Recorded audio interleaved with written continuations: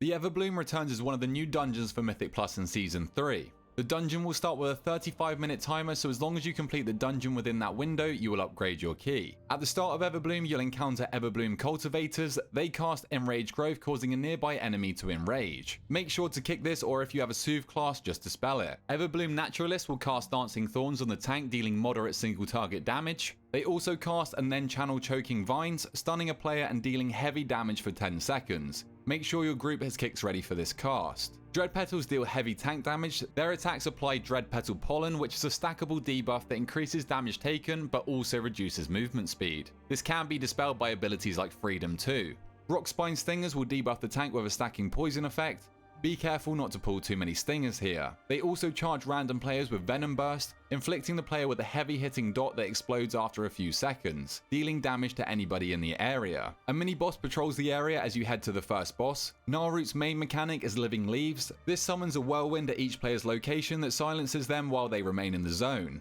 Move out of these whirlwinds quickly and be sure to pull Gnarroot in an open area to avoid ninja pulling other mobs. His other cast will make this more difficult though. Gnarled Roots will spawn a root at each player's location, rooting all of you, so you should stack up for this cast and quickly burst down the roots before the Living Leaves cast goes off. Everbloom Menders will cast Healing Waters, make sure to interrupt this. Witherbark is a 2-phase repeating fight. The ranged players may be targeted by unchecked growth. Vines will follow this player that need to be kited away from other players and towards the back of the area. Move out of these vines after they erupt to avoid taking damage. Witherbark will also cast a frontal Parched Grasp on the tank. Make sure to mitigate this cast with a damage reduction. During this phase, the boss's energy bar will slowly diminish, and upon reaching 0 energy, he will enter phase 2. Witherbark will debuff himself with Brittle Bark, causing him to take double damage during this phase, while summoning Aqueous Globules from the nearby lake that replenish his energy bar. If these globules cross a patch of unchecked growth, it will then spawn an ad. This phase will end when 4 globules come into contact with the boss, making his energy bar full again. The idea here is to place the unchecked growths in a line between the water and the boss so they eat as many globes as possible. Do note that these globules can be displaced to prevent them from reaching Witherbark. During this phase is the best time to pop cooldowns and Bloodlust. DPS should focus their damage into Witherbark while cleaving down the unchecked growths, and healers should be prepared to heal the incoming damage from whenever a globule is killed.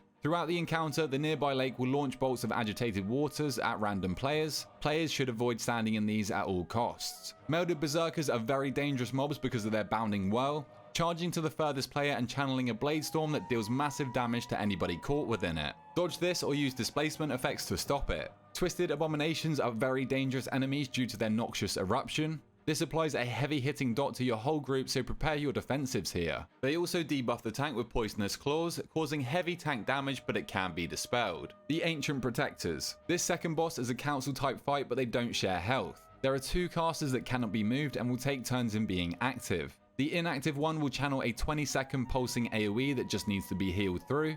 The active caster will spam cast at random players, dealing substantial damage. Earthshaper Telu will cast Toxic Bloom, which must be interrupted or it will stun your entire party, probably wiping you. And Life Warden Gola will occasionally cast Revitalizing Waters. This must be interrupted too or it will heal a member of the council. The melee boss does nothing except charging your tank, which summons a swirly of poison under every party member. Players should avoid being near the tank for this charge, as well as the caster bosses, to avoid placing puddles on the floor next to them. Upon defeating the Ancient Protectors, you'll head up towards Archmage Sol.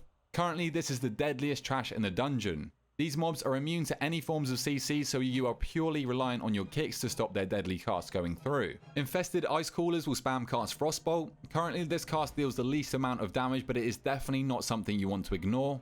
And their special is Cold Fusion, spawning a ring of frost orbs that closes into the center, and getting hit will stun you and deal big damage. Future Pyromancers will cast Pyroblast, which must be interrupted. It's a deadly cast if successful, and the Pyromancer's special ability is Cinderbolt Salvo, which fires 16 bolts at random players. You'll definitely want to use a defensive for this channel. Addled Arcanomancers will spam cast Arcane Blast. Again, this needs to be interrupted as it can be fatal if the player takes other incoming damage. And the Arcanomancer's special ability is Spatial Disruption. This fires an orb from the caster's location towards the furthest player, and upon exploding will pull everybody in. Hapless Assistants will deal big tank damage through Fungal Fist. This becomes quite scary if multiple assistants are present and they sync their casts.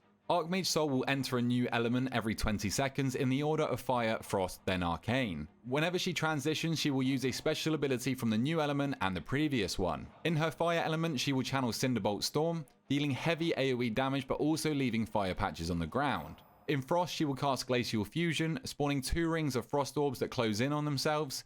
And finally, in her Arcane phase, she will cast Spatial Compression, firing a projectile at the furthest player, pulling all players in once it impacts. Be very wary of your positioning during this boss, as you don't want to be pulled into any Frost Orbs or fire patches. Healers need to be prepared for these overlaps, especially when it involves a Cinderbolt Storm. Throughout the fight, the boss will cast Frostbolt and Firebolt at the tank, use defensives where needed. The final boss in the Everbloom, Yalnu. He has a massive amount of health, but the main NPC helping you will apply Brush Fire to the boss, making it take 300% increased damage. However, every 55 seconds, Yalnu will spawn a Flourishing Ancient ad that will interrupt the cast of Brush Fire. Make sure that all players swap to this ad and nuke it so you gain the damage buff as soon as possible again. Do make sure to position yourself behind the mob as melee though, due to the ad's lumbering swipe frontal. While this ad is active, it will deal constant heavy ticking damage to your party through Vibrant Flourish, so healers need to keep on top of this damage while DPS race to kill it quickly. Yalnu will cast Genesis, forcing your team to step on all the inactive lashes on the ground before they uproot and become active. If they do become active, make sure your tanks pick them up and your party will need to interrupt their bolt. While picking up the ads, your party should be aware of the boss's frontal, Colossal Blow. This may face in random directions as the tank moves around to pick up the lashes. This frontal is particularly scary while the Flourishing Ancient is active, as the blow deals big party-wide damage when it goes off, regardless if you're hit or not. But that's it for this boss, and that wraps up the Everbloom in Mythic Plus. If this guide did help you or a friend out, then please feel free to drop a like down below and subscribe to your boy. And until next time, I'll catch you guys later.